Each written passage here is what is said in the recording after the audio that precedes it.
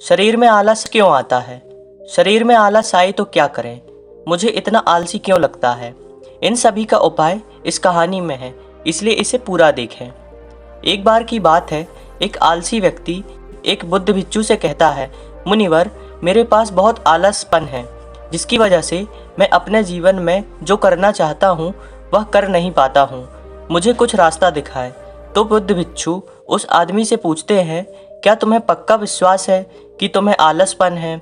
वह व्यक्ति कहता है, केवल मैं ही नहीं, मेरे पूरे गांव के लोग कहते हैं कि मैं आलसी हूँ।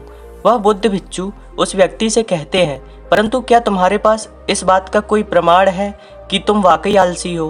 वह व्यक्ति कहता है, जी मुनिवर। तो बुद्ध भिक्षु कहते हैं, क्या प्रमाण है? मुनिवर, मैं जानता तो हूँ कि व्यायाम करना मेरे स्वास्थ्य के लिए अच्छा तो है, लेकिन मैं चाह कर भी नहीं कर पाता हूँ, क्योंकि मेरा आलस मुझे सुबह जल्दी उठने ही नहीं देता। वे बौद्ध भिक्षु कहते हैं, अच्छा, तुम ऐसी आलस से परेशान हो? व्यक्ति कहता है, जी मुनिवर। बौद्ध भिक्षु कहते हैं, परंतु क्या तुम जानते हो कि आलस क्या होता है?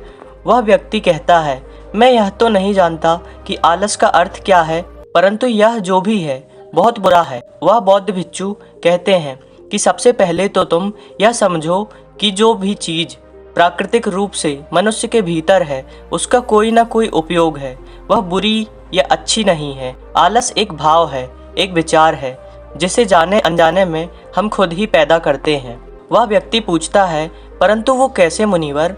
वे बौद्ध भिक्षु कहते हैं, आलस्य पैदा होने के दो कारण हैं, पहला शारीरिक और दूसरा मानसिक। जब हम शरीर को कोई ऐसी भोजन देते हैं जिसके खुद के भीतर कोई जीवंतता नहीं है, तब हमारे शरीर के भीतर आलस्य पैदा होता है, क्योंकि यह शरीर ऊर्जा से चलता है और जिस तरह की ऊर्जा हम उसे देते हैं यह उसी तरह का बर्ताव करता है।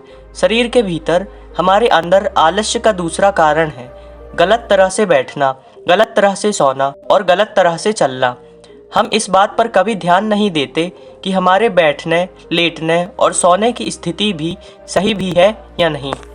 अगर तुम तथागत बुद्ध को देखोगे तब तुम पाओगे कि जब वह बैठते हैं तो उनके रीढ़ की हड्डी बिल्कुल सीधी होती है। जब वो होते हैं तो उनके शरीर के किसी भी अंग में कोई दबाव नहीं होता और वे जब चलते हैं उनके दोनों कदमों के बीच एक ताल में नजर आता है। यह जरूरी नहीं है कि कोई बुद्ध को सुनकर ही समझे। अगर कोई समझना चाहता है तो सिर्फ उन्हें ध्यान से देखकर भी बहुत कुछ समझा जा सकता है। शारीरिक स्तर पर आलस्य का तीसरा कारण है सुबह जल्दी न उठना। यह सुनकर वह व्यक्ति कहता है, हाँ मुनिवर, मैं सुबह जल्दी उठ ही नहीं पाता।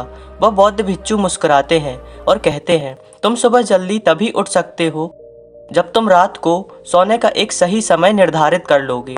प्रत्येक बौद्ध भिक्षु को अनुशासन का पालन करना होता है, क्योंकि अनुशासन हमारे जीवन में संतुलन लाता है। ज़्यादातर लोग अनुशासन को बुरा समझते हैं, क्योंकि उन्हें लगता है कि अनुशासन उन्हें बांधता है, जबकि असल में यह है कि अनुशासन हमें बांधता नहीं बल्कि मुक्त करता है। तब वह व्यक्ति पूछता है, परंतु मुनिवर, शुरुआत कहाँ से करें?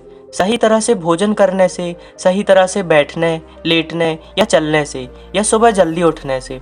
वह बौद्ध भिक्षु कहते हैं, शुरुआत अभी से करो। जो भी तुम इस समय कर रहे हो उसे ध्यान से करो। पहले तुम मन के स्तर पर आलस्य को समझो। वैसे ज़्यादा स्थितियों में मन शरीर के कारण आलस्य पैदा करता है। मानसिक आलस्य का पहला कारण है हमारे पुराने गलत विश्वास। हमें लगता है कि हम पिछली बार भी नहीं कर पाए थे, इसलिए इस बार भी हमसे नहीं होगा। हम इस बात को नहीं देखते हैं कि इस बार और पिछली बार में बहुत अंतर है। अब हम मानसिक तौर पर वह नहीं हैं जो पहले थे। अब सब कुछ बदल चुका है। जब हम अपने आप को काबिल नहीं समझते तब आलस हम पर हावी हो जाता है। दूसरा कारण है छोटी सोच वाले और आलसी लोगों का साथ देना। कभी कभी ऐसा होता है कि आलस्य हमारे भीतर नहीं होता, परंतु दूसरे लोगों से वह हमारे भीतर आ जाता है। ऐसा इसलिए होता है क्योंकि हम आलसी लोगों की संगति करते हैं। वह व्यक्ति कहता है कि जी मुनिवर, ये एकदम सत्य है, यह बात तो मैंने भी अनुभव की है। वह बौद्ध भिक्षु कहते हैं, पहला कारण है मन का स्पष्ट न होना। मान लो तुम एक वन में खो गए हो और शाम होने वाली है, तुम्हें यह नहीं पता कि तुम्हारा घर किस दिशा में है, तो क्या ऐसी स्थिति में तुम आलसी बनकर लेट जाओगे या फिर अपने घर की तलाश में निकल पड़ोगे। वह व्यक्ति कहता है कि मैं घर की तलाश में निकल पड़ूंगा। तब वो बौद्ध भिक्षु कहते हैं कि अगर खूब प्रयास करने के बाद भी तुम्हें तुम्हारे घर का रास्ता नहीं मिला तब तुम क्या करोगे। वह व्यक्ति कहता है मैं फिर भी तलाश में लगा रहूंगा, क्योंकि मेरे पास उसके अलावा और कोई विकल्प ही नहीं होगा। वह बौद्ध भिक्षु कहते हैं मनुष्य को आलस तभी पकड़ता है जब उसके पास कई विकल्प होते हैं। अगर किसी के पास सिर्फ एक ही विकल्प है तो उसका मन पूरी तरह से स्पष्ट होगा। अगर तुम अभी व्यायाम नहीं कर पा रहे हो तो उसका कारण तुम्हारी नज़र का स्पष्ट नहीं होना है। तुम अभी भविष्य में होने वाले रोगों को नहीं देख पा रहे हो। तुम अभी उन रोगों से होने वाली पीड़ा को महसूस नहीं कर पा रहे हो। वह बौद्ध भिक्षु आगे कहते हैं कि आलस्य का एक चौथा मानसिक कारण है किसी काम को करने की कोई वजह ना होना।